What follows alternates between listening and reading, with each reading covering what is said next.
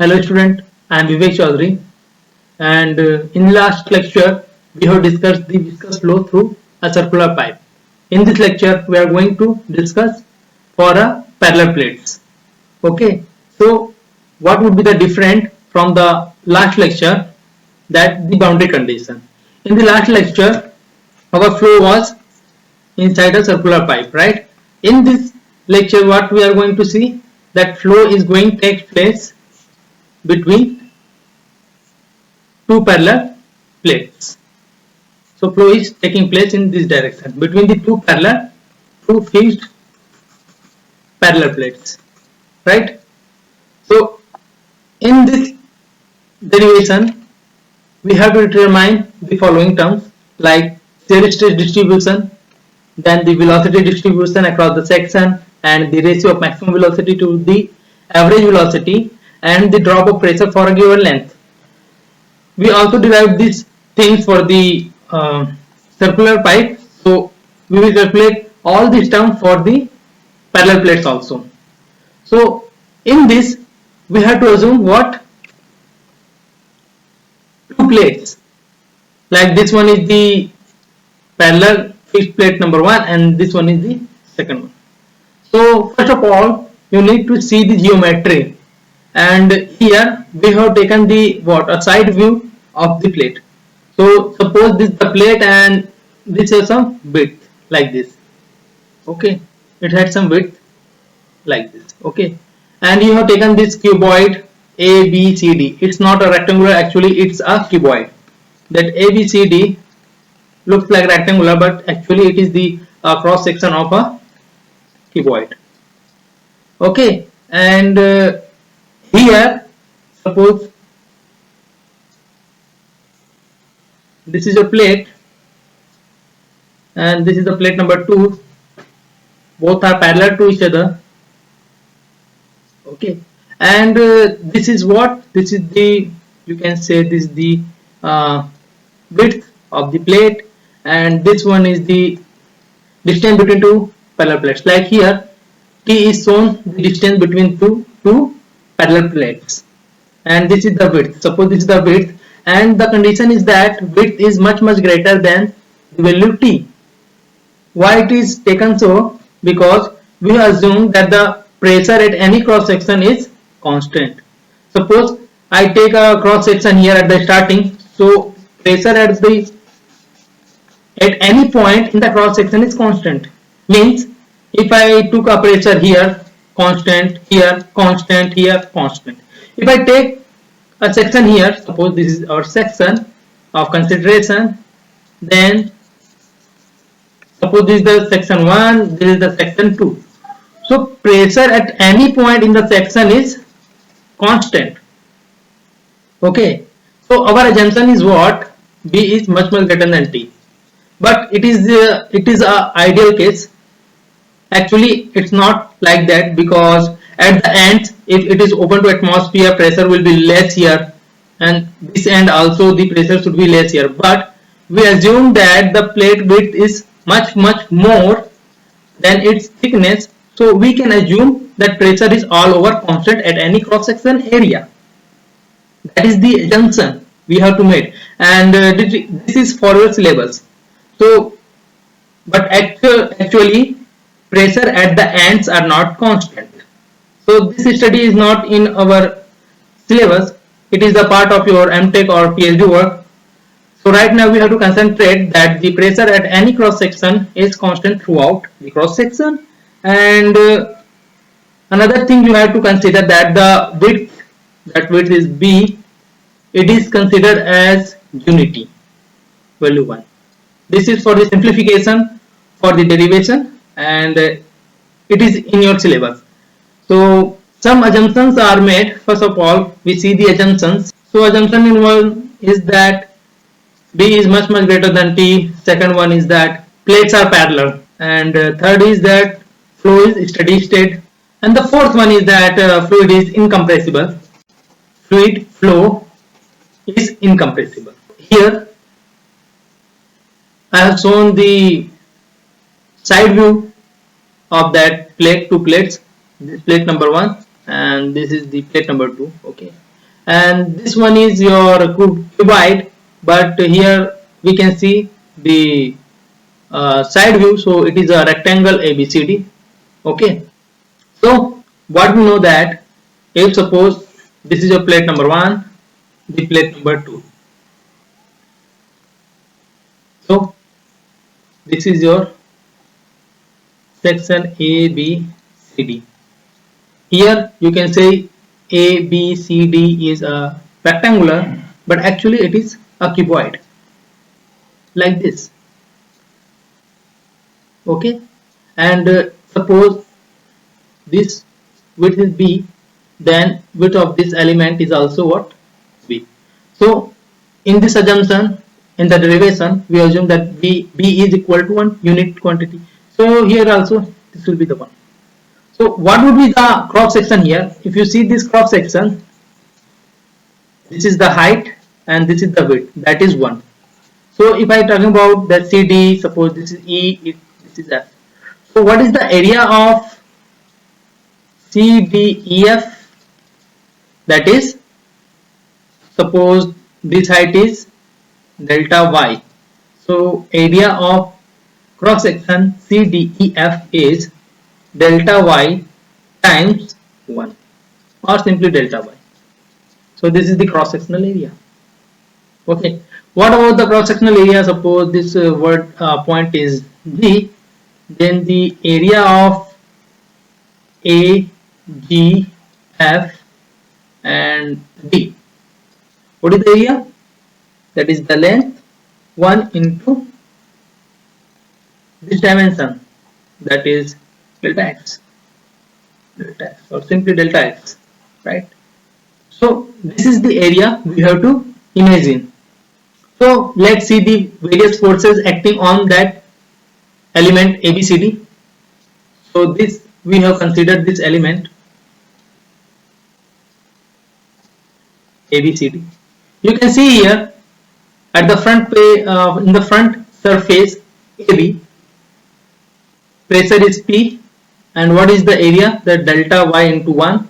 So this is the area into P, that is the force. So force is acting in the direction of flow and perpendicular to the surface AB, right here. And at this point in the section CD, what would be the value of pressure? As we know that the pressure, the flow is going from section 1 to section 2, suppose. So pressure at 1 should be greater than pressure of 2. It means that there is some changes in pressure as we move in x direction, right? So this is the changes in pressure, del P upon del x into delta x. This is the initial pressure, and this one is some changes in pressure. Okay, so here the pressure is like this into area, cross sectional area delta y. It gives us what? Force, and that is acting perpendicular to the surface CD. Why perpendicular to the surface? Because if we consider an element like this, this A, if you consider an element like this A, B, C, D, then we have to consider which and what type of forces are acting on it. So this is force number 1, this is force number 2, another force, this up and down is what? Of shear stress, and this is pressure force. Okay, so here we can see that we applied pressure here and the pressure force here. And what about the pressure force here and here? This value is same. Suppose this is pressure 3, P3, then it would be pressure 3, P3. Why? Because if you take any cross section area, pressure at any point in this cross section area is what? Constant. So pressure here would be just pressure like here. So pressure here would be same like here. So we don't consider this things, this pressure. We have to consider pressure in x direction only. So that's why this pressure, and another is pressure on CD. Okay. And what about the shear stresses? Let's see. For the shear stresses, as we know, this is the fixed plate 1 and this is the second. And at the surface, velocity of fluid particles is 0 at the contact point, right? So, and the maximum, where will be the maximum velocity? At the center line, right? Suppose this is the center line, here velocity is maximum, and here the 0, right? Here the 0. So velocity distribution would be like this. I don't know the profile, but after the derivation we'll get the profile of this velocity distribution. Okay. But imagine here that the maximum velocity is at the center and minimum at the surfaces. So here, if you see this point and this point, velocity is here like this, and here something less velocity. So fluid particle above AD cross section have more velocity. So this fluid particle try to drag it in the forward direction. That's why shear stress on the top is acting in the direction of flow. And if you see the bottom, that the section BC, fluid particle has some less velocity, so it will try to drag it in opposite direction. So these are the shear stresses acting on element ABCD. So the direction of shear stress is clear. Okay. So we have all the forces with the directions. Let's write equation of motion for these forces. So let's see equation of motion. Here mass into acceleration going to be 0 because acceleration is 0. We have assumed some conditions, like first one, what? Steady state condition. So what is the steady state condition? That the parameters are not changing with respect to time. So velocity or acceleration is not changing. Velocity is not changing with respect to time, so there is no acceleration. Or we can say acceleration consists of two parts, that is convective acceleration plus local part of that acceleration. Local part is, you can say, the velocity changes with respect to time. So steady state condition implies that there is no velocity change with respect to time. And as we assume that what flow is taking place in x direction only, and this thickness is constant throughout the distance, so you can say velocity does not change with respect to the space. So convective acceleration part is also 0. So total acceleration is 0 here. So we get del tau upon del y into delta y delta x minus del p upon del x delta y is equal to 0. It implies that del tau upon del y is equal to del p upon del x. So we have expression del tau upon del y is equal to del p upon del x. Okay, and also we know that tau is mu time del u upon del y. So put the value of tau in this equation, we will get, okay. Now we have to integrate with respect to y. With respect to y,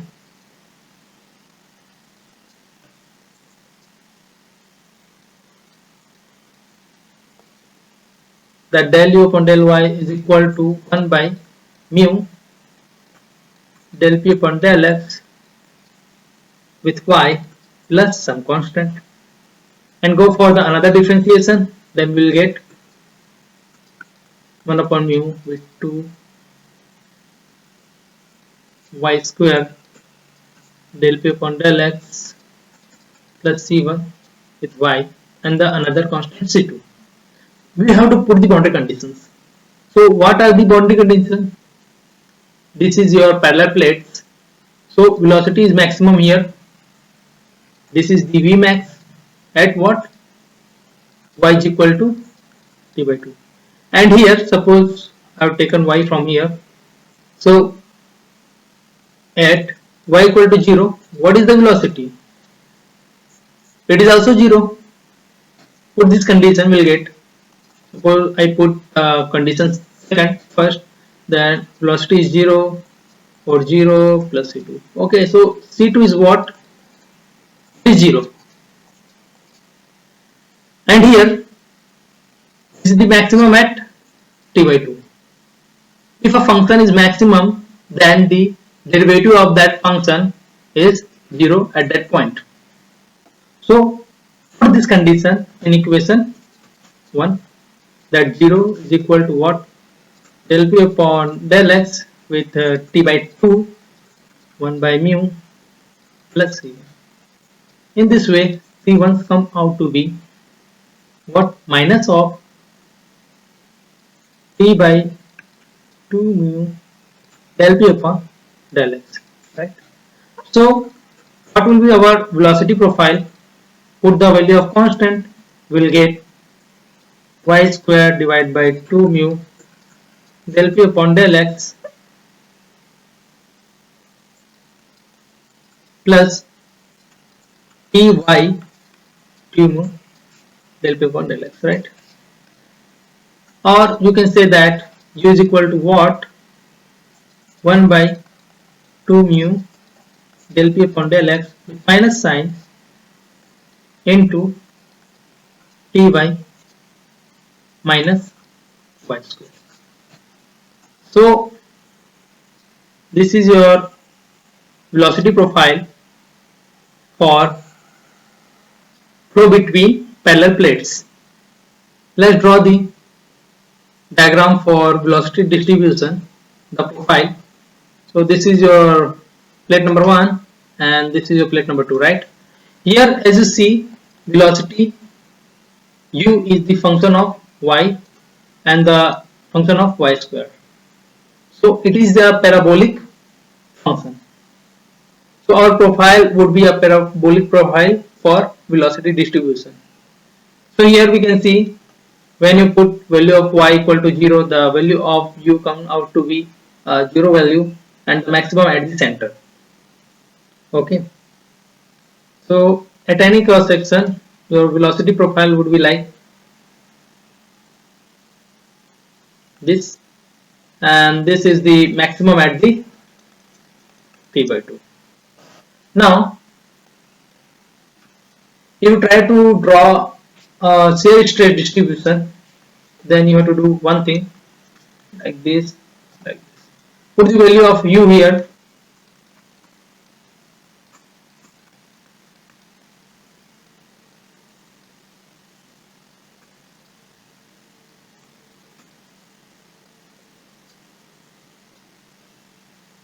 So here you get the distribution of shear stress across the section. So when you put y is equal to what? T by 2, value of tau is 0. And when you put y is equal to 0, it has the maximum value. And you can see tau is a linear function of that y. At any cross section, this is the distribution of shear stress. Similar triangle, this is similar triangle, right? Value tau is 0 here and tau is max at the wall. Now let's see what is the value of maximum velocity. So we know u is equal to u max when y is equal to t by 2. Put this value, we get the maximum value of velocity is like 1 by 8 mu del p upon del x minus sign into t square, right? So this is the maximum value of velocity. Now get the what is the average value. We need to calculate discharge and we have to divide it by that area. So discharge divided by area, it is what? That's thickness t times width, that is 1 unity. So q by t is, this is your plate, and we note any cross section area velocity is different for different value of y. Okay, suppose this is the small element of height delta y at a distance y, and the velocity is u here. So what will be the discharge for that small element is dq is velocity times delta y times 1. So to get the full discharge through this thickness, what we have to do is do integration where the value of y goes from 0 to full value, that is t. So do integration 0 to t, what is the u, that is the velocity profile, 2 mu del p upon del x with minus sign, and this is the ty minus y square, right? Do the integration, put the limit from 0 to t, and the value of q is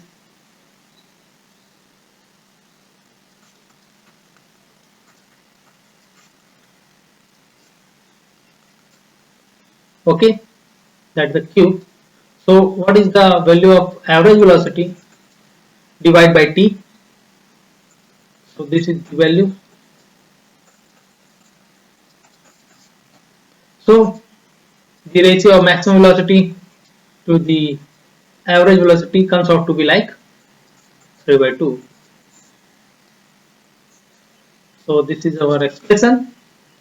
Now we have to calculate the drop of pressure for a given length.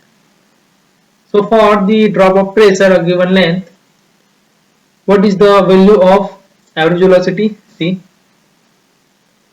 average velocity, or that simply u bar, is what? T square divided by 12 mu minus del p upon del x.